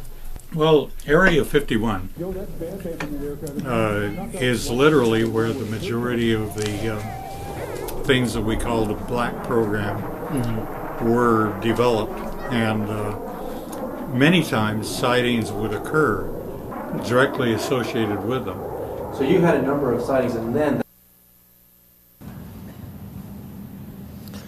I think what Boyd is saying is very profound, because we know from Ben Rich, the former head of Lockheed Skunk Works, and it was actually thanks to MUFON attendees at his lecture at University of Southern California, that they recorded him saying that, and now we have double confirmation from one of their senior research scientists that it would take an act of God to get this technology out to benefit humanity. My goal is to get the ecology movement to merge with the UFO movement, to really understand that we need a Congress. We need our Congress to become the UFO Congress, to extract the best technologies we have to get us off of foreign oil. So moving on here, Jeff Willey's footage, and you can see Jeff Willey's footage here, really interests me because I studied it frame by frame. And it looked a lot like, and I noticed the flying saucer was on its side, which means the occupants are not affected by gravity at all. And this is kind of a video frame of his flying saucer. And he had two sightings, May 24th, 2003 and May 24th, 2005. In the 2005 video, I pulled into my high definition editing bay and I was amazed. Now firstly, his camera shoots with interlaced frames. There's two frames that interlace to produce one image of video. And because he's hand holding it, luckily we got a little bit of a staggered image. And what's in the center of it, you can see right through the UFO, and what do we see? We see light shining off of the edge of what to me looks like a concave Tesla coil and the ghost-like image of the UFO. The reason we can see right through the center of it is because it's producing a lot of ultraviolet and X-rays which go through solid objects. But right here, very faintly, we see a wider Tesla coil, ghost-like impression, superimposed right over the other one. And this really interests me because I did some rough measurements on the diameter of one versus the other. And I actually got a ratio that was very close to the golden mean. And I mean, this gets really advanced. It's very clear that, John Hutchison's levitating cannonball, he's using Tesla coils in precise sets. And that's why he gets anti-gravity, and that's why Lockheed Martin is interested in him. And here we're looking right like an X-ray machine through a UFO, and we're seeing two Tesla coils stacked on top of each other in different ratios. Now, I noticed something really remarkable about this footage. I know a lot more about this footage than I'm willing to tell tonight. But no one's ever made a concave Tesla coil. You have to understand that Tesla coils produce radio waves. Radio waves are like light waves. They're the same thing. They're just lower energy. The concave Tesla coil will lens or compress the radio waves. I realized that when Boyd Bushman at Lockheed were slamming the two fields together, they were converting all of their energy into radio waves and losing it, throwing it out into space. But because this UFO is lensing its radio waves, you can recycle it right here. And which is no coincidence why these things are saucers. Because right here is another circle at the rim. And you can actually recapture those radio photons and recycle them. Now, I've been doing some work with Billy Meyer lately and in Switzerland, and these photographs are very old. It's a huge story between the fake and the real Meyer photos because they tried to trick Jim Delatoso, Shirley MacLaine, and Leon Britt Elders as to see if he could prove which ones were the real ones. This one is the real one. Notice on the bottom, the ratio of probably the impressions of what's inside are two different coils. So I did some math. And I divide this coil into this coil and actually the rim of the UFO and look at the numbers I get. Once again, I get over here 11 divided by 23, I get random numbers, but reversed, I get 2.09090909. And then I divide 23 divided by 39 and I get random. Inverse, I get random. And then I divide 39, the width here, by 11, this dimension here, and I get 3.54545454, etc. So then I took another one of his UFOs, and this is one of my favorite ones, and I'm convinced these are real. We can talk about that later. I measured in ratio the diameter of this section, this line, by the different dimensions of the coil, and I got incredible harmonic numbers. I got 0.6666, 1.16666, and down here I get 0.46666, 0.2666. So come on, this is not an accident. This is not an accident. This thing is real. And these harmonic codes can actually be duplicated in the lab. And what I've done, just to start, this is actually a little bit of an amazing detour, is the first thing I did is I wanted to do some experiments, and by coincidence, I was interested in the power of stones. And my partner, Lee and Dave Vetty and Sedona and Jan Vetty and I came together with this idea that we could charge some of these harmonic frequencies on stones. We actually test them on the human body. And some of these stones, interestingly enough, are the same is what the ancient Anunnaki, for those of you who read Zecharia Sitchin, the earliest gods who came to Earth were wearing these things all the time. According to Sitchin, these stones kept vibrational energies and information and blueprints in something very similar to what we call a computer disk. And this is the ancient god Marduk from the 18th century BC. And notice on his wrist, he's wearing all these circles around his neck. And you'll notice I'm wearing one of them too. We actually charged these. I actually found that certain stones have vibrational, they're like hard drives. You can store actual harmonic vibrations in them. And what I did that really interested me is I found also, this was in Smithsonian Magazine just this past September. They found that when they excavated the site, they find the skeletal remains of a lot of people with a lot of physical problems that came to be healed by the stones. And now we can scientifically prove that stones can not only be levitated by harmonic codes, they can actually hold harmonic vibrations. And we see evidence of the stone worship in all of our religions, the philosopher's stone, the Kaaba in Islam. I mean, on and on and on it goes. I'm just going to take you through this really fast. So what I found was using these harmonic set generators, which are proprietary, I've developed a new type of Tesla coil. And we use a toroid because it's probably the best contender for the shape of the universe right now, probably more multi-dimensional toroid. And if you noticed in the swimming pool, the interference patterns in the end produced a toroid. They store energy forms really well. And the true shape of the Earth is actually, the magnetic fields of the Earth is actually a toroid, a donut, once again. The human body's energy field forms the torus. The human eye is the torus with a hole in the middle, flowers, on and on and on it goes. So what we've done is, let me just skip ahead here. Oh, Marcel Vogel at IBM found that crystals may become the hard drives of the future because they've been able to store a movie at Stanford University of the Mona Lisa and a hummingbird in the same crystal, and just like a DVD, they can play it anytime they want.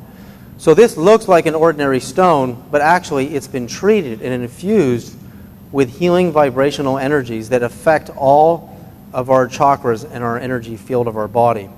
And what I did is I took a simple, I'm not going to be able to go through all of this, but took a simple voltmeter measuring in millivolts, and I measured the electricity of my body, which at that moment is actually pulsing as 4.4 millivolts.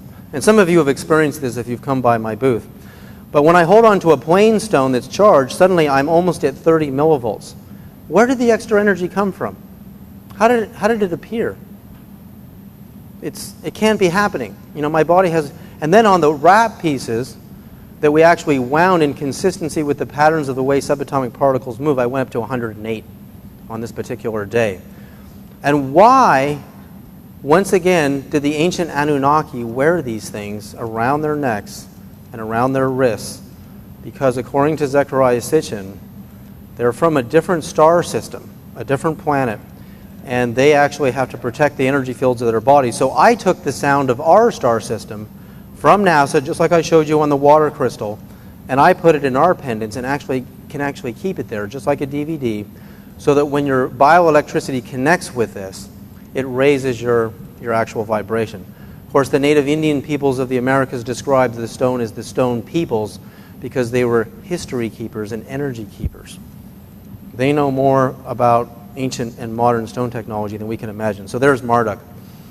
So this is kind of stage one for me at reverse engineered technology. But in my own experience in treating these stones, some accidents happened in my lab where I believe, and I have to verify this, I have more energy coming out of the system than is going into it. And the energy that radiates off of my new Tesla technology that's proprietary is so powerful that when I point my electromagnetic field meters at it, it destroys them because I'm producing so much energy. And that is because I'm tuned into a harmony. Now the other thing is interesting is that the Heart Math Institute in California, they found that the heart is electromagnetic. Oh, I wasn't supposed to do that. Okay. The heart produces electromagnetic field. With the hundreds and hundreds of satellites orbiting our Earth, we're actually being affected and being thrown out of our natural rhythm in our heart because of all this interference. Military broadcasting and mind control, radio, television, I mean, it's insane. So another reason I believe for wearing these pendants is that they can actually protect us. And as I was doing this, accidentally, something happened in the lab. Mysterious and powerful things happened in the lab that may be over Unity. So I'm always corresponding with Boyd Bushman at Lockheed because, unfortunately, from years and years of me, making my films and doing this stuff, I always hope to finance and get my own anti-gravity lab and do it in secret. But unfortunately, that has never happened. And unfortunately, it is... I know people who claim to have done anti-gravity on their own and been abducted and confiscated by the military. So how do we, in the end, release this technology to the world? How do we do this so that we can end oil addiction and get off fossil fuels? I want to play the last video segment for you. Can we play the last segment of Boyd Bushman? Because this is just really incredible.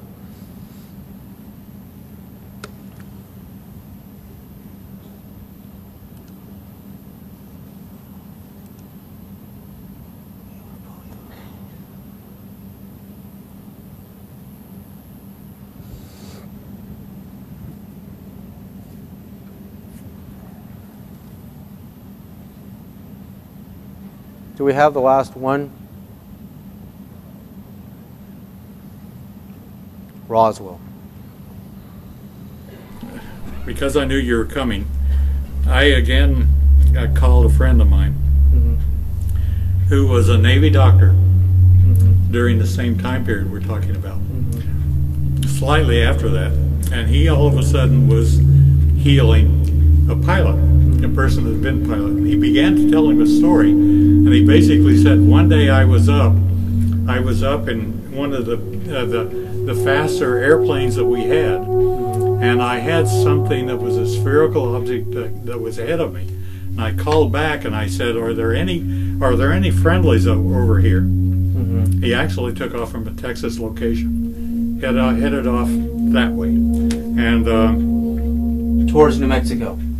And they said, well, no, there's no friendlies here. He said, not only that, but he's accelerating away from me, and yet I have the fastest airplane that's been designed. And which at that time was... And therefore it can't be one of us. Well, that was... And he said, well, they said, well, you have the weapon on board. It was a new design. Oh. And he said, go on ahead and shoot it down. And so he did. He shot down the Roswell craft. Do you know who did it? He said, don't give the people my name, nor give. You know this man? No, certainly. He shot it down. He's a very dear. The doc. With what kind of a weapon? The doctor is a very dear friend of mine. What kind of a weapon? I don't know. We have all kinds. Because bullets were only 1,500 miles an hour back then. We have all kinds of things out there. An electromagnetic pulse. Soviet Russia. Anyhow. Nikola Tesla died in the Hotel New Yorker on July 7th, coming into the morning of the 8th in 1943. Freedom of Information Act request. FBI FOIA documents reveal that Tesla's death ray was the only defense we had against atomic bombs. And the question is, as these documents reveal, this secrecy around the Tesla death ray, which is a laser weapon used to strike at an aircraft as a ray to short circuit all of its electrical systems, all of the spark plugs, all of the engineering in the craft to actually down the craft. The question is the Tesla death ray the weapon that was used, that Boyd Bushman's testimony tells us, to take down the flying saucer at Roswell?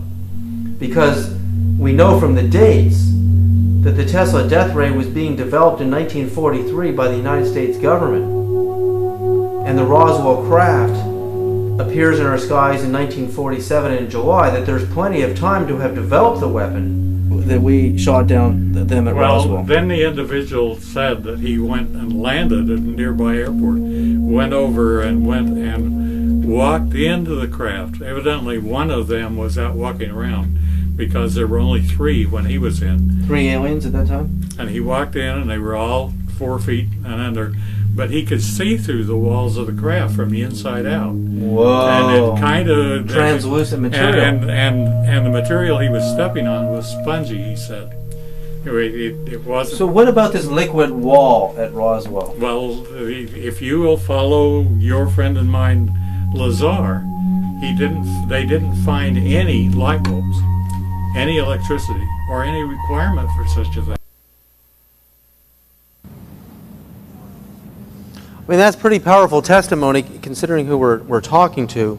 To clarify, his friend is a Navy doctor who treated the young pilot who was given the orders in a post-World War II environment. We didn't know if they were the Japanese, the Russians. We didn't know who they were. We didn't know they were aliens.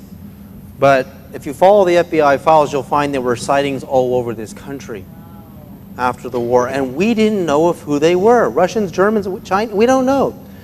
So this young pilot shoots it down, and he's being treated for radiation burns. And the Tesla death ray, which was, according to Tesla, could melt an aircraft engine from 250 miles away, was very advanced at that time, and is obviously the weapon that was used, but you can't even imagine what we have today. I'm not even allowed to talk about it. And that's why the UFOs are all in Mexico, because they're scared. I mean, they're scared of us. And what interests me about this particular craft is they never fired back. Even in the Battle of 42 over Los Angeles, the ETs never fired back. Well, when we fly missions to Mars and satellite missions around the solar system, we don't arm our satellites and our spacecraft. And there have been incidences of where we've lost satellites because they've been shot at by extraterrestrials. So why would an extraterrestrial race that would, you're coming to Earth and it's like, hello, you guys, here we are. And what I believe actually happened, I have 29 minutes remaining. That's great. This is what I really believed happened at Roswell. This is very science fiction, because it all comes full circle, back to the kids. Why did the ETs appear to kids all over the United States, give them the same blueprints to build flying saucers out of aluminum with radio tubes mounted in the middle, and they flew? And while the FBI is investigating in our military big flying saucers, from Kenneth Arnold's sighting in June near Mount Yakima in Washington to the sightings in Idaho by the United Airlines pilot, and then over Portland, Oregon on July 4th, there's 9 UFOs over there. Then they're down at Edwards Air Force Base, and then they're at Roswell, and these toy saucers are in the way. What were the ETs doing? And this is what I believe. This is science fiction. I can't prove this. It's intuitive. We detonated the first atomic bomb at Trinity Site, New Mexico on July 22nd, 1945. And then we detonated over Nagasaki and Hiroshima in August of that same year. Now it's interesting that 2 years later, there are several flying saucer crashes on all sides of Trinity. Roswell's, over 100 and something miles to the east. Then there's a saucer crash near there. Then there's the plains of St. Augustine. Why all these saucer crashes, and why there's 3 of them? And the number of UFOs that were seen with Kenneth Arnold in Yakima, Washington was 9. Over Portland, Oregon was 9. And over Edwards Air Force Base was 9 on July. I think Edwards Air Force Base is around July the 9th or 10th. And the crash at Roswell is around the 7th or the 8th, etc. Stanton Friedman knows better than I do on that. Well, what if the ETs could see that in the future we were going to destroy ourselves and destroy the planet? And they would, at the moment of that explosion, whether it tore a fabric in the hole of space-time and they came through it, and slowly the hole was closing and they only had so much time. This is a little bit science fiction for you. And they were visiting these children, just like in a Spielberg movie, and downloading the blueprints to these kids, hoping that one of them would grow up with the answer to this technology so that in the future we wouldn't be using nuclear energy, we wouldn't be burning fossil fuels and destroying our... I mean, even if you don't believe in global warming, who doesn't like clean air and clean water? Destroying our rivers and our streams in South America because of all these oil companies. What if the ETs, the positive ones, gave the children the messages, hoping one of them would grow up and deliver this technology? Now, I'm not saying it's just me. I'm one of them. I probably didn't even get as much information as these kids did that successfully flew flying saucers. But where did they end up? Can you imagine their families when they get this? The men in black show up at the door and say, we have to take your... Actually, the boy who built the flying saucer that crashed in North Hollywood worked at Chevron, 16 years old. Where do these kids end up? there must have been in some kind of an arrangement where they ended up in the early Convair and Boeing in the early days. And in my film From Here to Windromeda, there's many more of Boyd Bushman and many other fascinating people on the subject of UFOs. Where did these kids end up? That's what I want to know. Because the message still hasn't reached the masses. It still hasn't reached the masses, and it still hasn't saved us from destroying ourselves. I believe there, in Boyd Bushman's courage, considering who his employer is, and that they could take away his pension. Lockheed is the biggest defense, bigger than Boeing when it comes to, the Air Force and the aircraft they built. Is risking it all to come into this community from a corporate level. A man who has a background in weapons. And he's told me, my weapons have killed, I can't even tell you how many people. So to me, it was almost like looking in the eyes of a Darth Vader who had turned to the light, who had seen the light. And before he dies, he wants us to have this. And he sincerely told me, he really wants humanity to have this technology so we can save ourselves. The problem is, at the congressional level, even Obama's new head of national security advisor, James L. Jones, is making investigations into anti-gravity. And I heard this reported through, I think, the X people, that, and this was in the press, that he found the Byfield-Brown effect on YouTube. If a 4-star general, and there's only a handful of 4-star generals, have to go to YouTube to get information. Oh my God, I have to introduce him to some of the people I know at NASA who are studying this phenomena, Boyd Bushman and many others. And also I want to say that I get amazing calls, and recently my friend Charles Brown disclosed in Stephen Greer's Project Disclosure. He was an amazing ace pilot in World War II. And his life was spared by a German ace pilot. And the two of them eventually met each other, and he advised many presidents on UFOs, and we were really good friends, I don't know why I'm getting emotional, but Charles Brown wouldn't go very public about what he knew about UFOs, but it was his favorite subject. And he was very close to getting a movie deal about his life story, but it never happened, and he recently, passed away. And I really cherish a lot of those Air Force and military pilots that, take the time to write me, and we talk to each other, and they give me their deepest insights into where I'm headed and convincing me that I'm on the right track. And part of that is what keeps me going. But Charles Brown left us recently, and he never got to tell his whole story. And there's many more like him. There's many more Boyd Bushmans in Boeing and Lockheed. There's many more people like him in NASA, and I hope they all start coming forward, and I hope our President Obama gets a Congress like this Congress. Thank you very much. I'll take some questions, and for anybody who's interested in my other films on consciousness studies and physics and some of these pendants, you can see me at my table. But we have about 20 minutes left, so I can take some questions.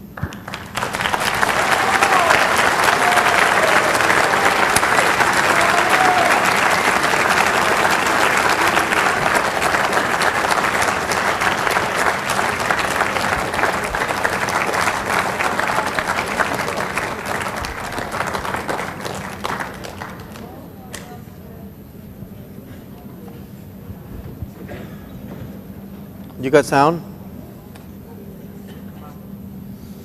Testing, testing. Testing, testing. Yeah. Yeah, first of all, wow, that was really something. Thank you. I'm probably way out of my league here, but I will have a couple of questions. Are you familiar with the Twin Tower UFO sighting? Oh, yeah. I actually watched that live from Saudi Arabia. Saudi Arabia? Yeah. I was in Saudi Arabia on 9/11. That was almost certainly a human, or a human ET? There was a couple of CNN clips of UFOs near the Twin Towers, and all of a sudden they weren't on CNN anymore. They removed them. And actually, Dan Aykroyd told me about them. And very interesting. That's all I can say about that. Okay. Are you comfortable with our ability to scale down this technology to, I don't know, use in a car sort of for personal transportation? Well, the first thing that Boyd Bushman and I talked about was, I'm unplugged. Oh, now I'm back. The first thing that Boyd and I talked about is, what if you could take a GM Hummer, a gas guzzler, and put gravity cancellators on all four wheels and cancel out 50% of the weight? Well, the fuel economy would double. You would get maybe 24 miles to the gallon to a Hummer. And what if you canceled out 75% of it? We could all be driving big, luxurious cars. And there is some fears about us all flying around like the Jetsons, because not all of us know how to fly yet. And we'd all be crashing into each other. So that would be stage one.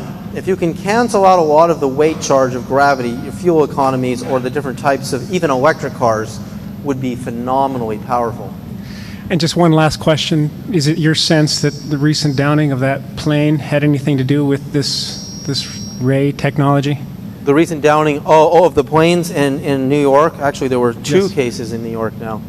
The second case, everybody died. And I think that was upscale. I mean, there's no way, I always look for scientific proof. I'd want to see the radar. I also understand that electromagnetic field weapons that are beyond scalar are invisible. There's no munition, there's no smoke trail, there's no missile.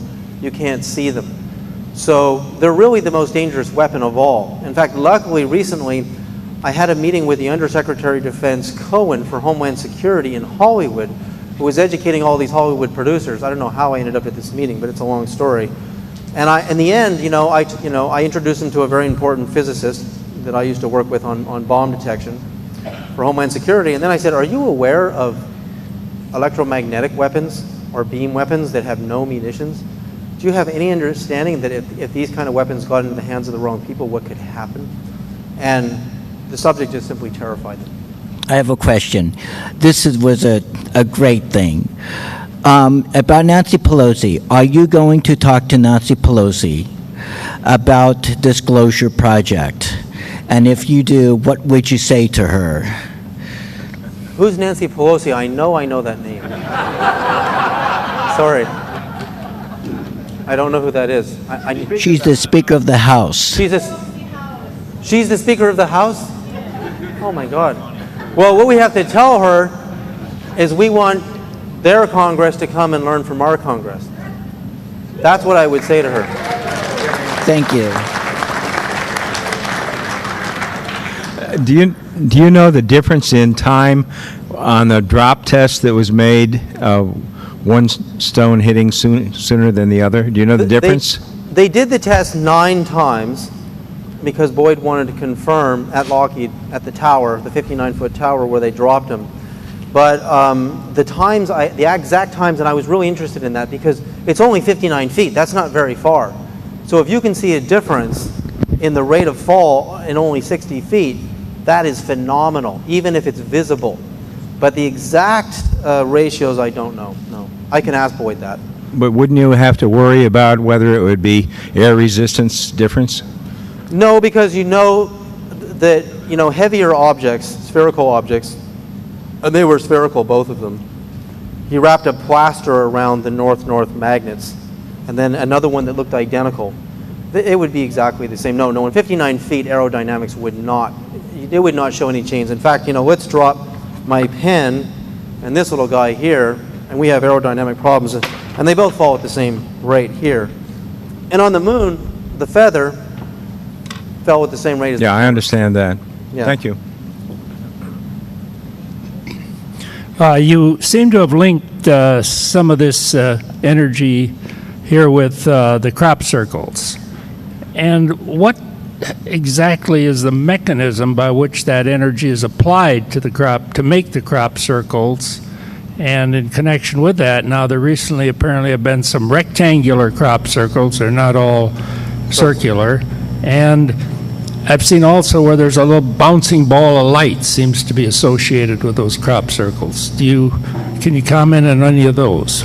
Well, firstly, I rarely talk about this, but I've had encounters with the spheroids right in front of me. I've actually seen them. And I was talking to Bob Brown about this last night, actually before I go there. Remember the test in the swimming pool The interference patterns at 9 o'clock between clockwise and anti-clockwise produce rectangles, triangles, diamonds, all kinds of shapes. So interference patterns, depending on the way they're configured and the timing of the pulses, can produce any geometry you can imagine. Just like the sound of the sun produces beautiful geometries in water. You can take chaotic tap water, which looks crazy if you flash freeze it, and then you beam the sound of the sun at it and it completely reconfigures. Why the geometries? Because the geometries appear in the harmonic ratios, precise. These ratios are very precise. And if you look in the incident of Jeff Willey's UFO, and also if you look at the ratio in the Meyer UFOs, these ratios are so, I mean, they need to be tested. The tests that I've done have produced, I'm convinced that there is over unity happening. Even my little stones can cause your body electricity to, on a little voltmeter, to go higher. Why? Where's the extra energy coming from? Why was I only, 4/100ths of a volt and now I'm 108/100ths of a volt? Where does that extra energy come from?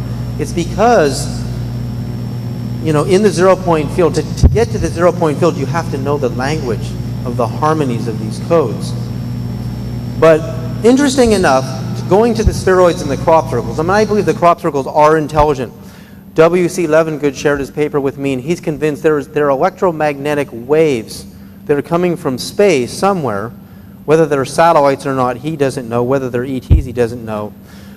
Are producing the geometries in the fields and causing the grass to heat and bend at the nodes. The fake circles are not worth doing any math on. I mean, once you eliminate, if somebody has crunched the grass, then I'm not interested in doing any math on the circle. But if you can at least get to that point.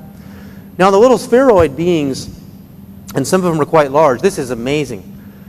Gary Schwartz, a Harvard-Yale psychiatrist who's in my film The Voice, has the most advanced consciousness studies lab in the nation at the University of Arizona at Tucson.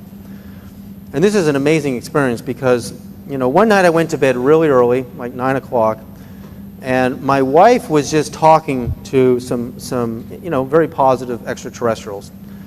And I had no idea what she was doing. I woke up in the middle of the night, and because I feel this static in my body before I see ghosts and beings. I actually see them three-dimensionally because I've been meditating every day for 30 years, and these things happen when you do this meditation practice.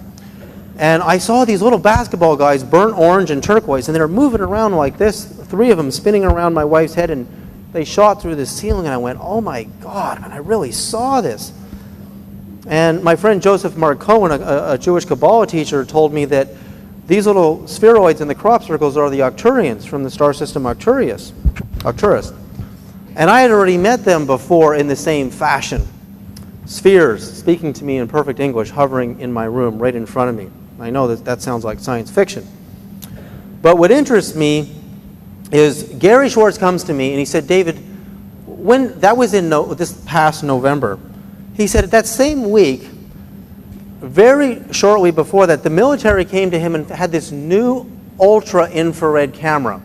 You think of the FLIR cameras in Mexico and how they saw the UFOs, right? And these cameras can see so deep, the new one can see so deep into the invisible infrared in specific strata, very precise areas of the infrared that no camera's ever seen before. It was made by Mitsubishi. And the military said, Gary, can you help us? Because we're seeing things on this camera we can't explain. And he's a psychiatrist, and he does a lot of research with psychics who see ghosts and phenomena. And he has cameras that can see into the invisible. He said, David, you got to come to my lecture. Because exactly what you saw, you're going to see on film.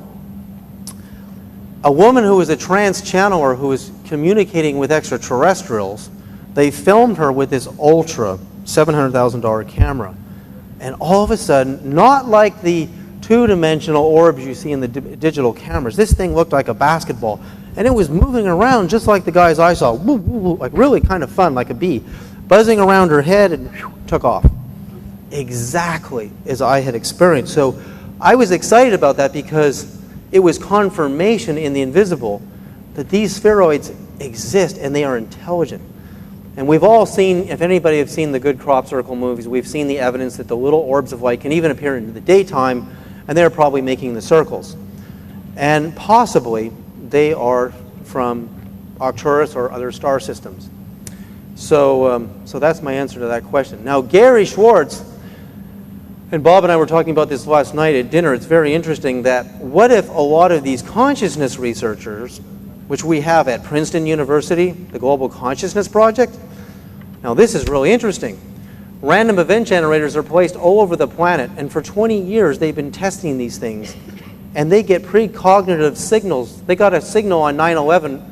They produced non-random, coherent numbers moments before 9/11.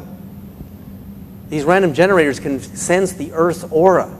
Remember what I showed you in the math today. Coherent versus random numbers. What do coherent numbers mean? They mean harmonies, synchronicities. Something is about to, there's a meaning to these numbers.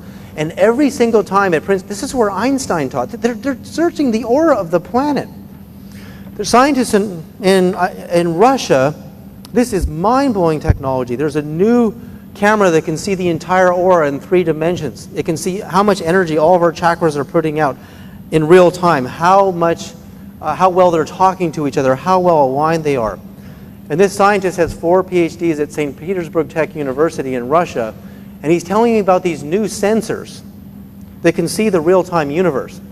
So if we point our telescope at Sirius, the brightest star in the sky, it's 8.7 light years from Earth, we see it where it was 8.7 years ago. But mathematically, they can calculate where Sirius really is, and it's black, and they point these sensors there, they get a signal. Intelligent signals, they appear. Einstein discovered something called spooky action at a distance, which is instantaneous communication at a distance. Scientists have actually measured communication between little microbes in water dishes on the planet Earth suddenly go crazy around 8 minutes before a solar flare actually, when a solar flare emits on our sun, it takes over 8 minutes for it to get here. They're already reacting to prepare themselves for the solar flare. Now water is hydrogen and oxygen. The sun is hydrogen, oxygen, and minerals, just like water. They're communicating faster than light. So these little water sensors are being tested in Russia, and these guys, forget SETI, forget looking at radio waves. They're not broadcasting in radio waves. We can use these real-time sensors to make contact with extraterrestrials in real time. And so I think it's going to happen. Gary Schwartz and a lot of these researchers are very interested in the UFO phenomena and the ET contact phenomena. And hopefully, some of them will start speaking at this conference. One more question? Or Nibiru? Well, I've read all of Zecharia Sitchin's books. I mean, I'm a big Zecharia Sitchin fan. One thing that interests me about Nibiru is apparently its orbit is elliptical and counter-rotational to the other planets.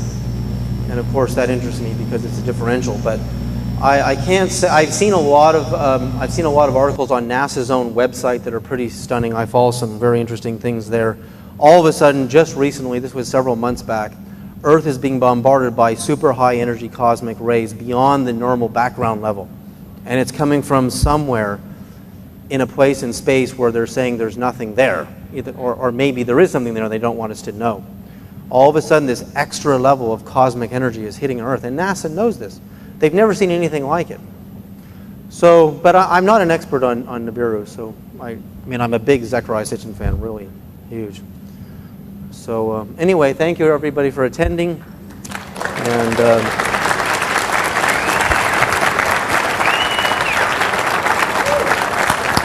thank you, Bob. Yeah, great. Oh, I got to grab my book. Thank you, David. David Sereda. Hey, listen, don't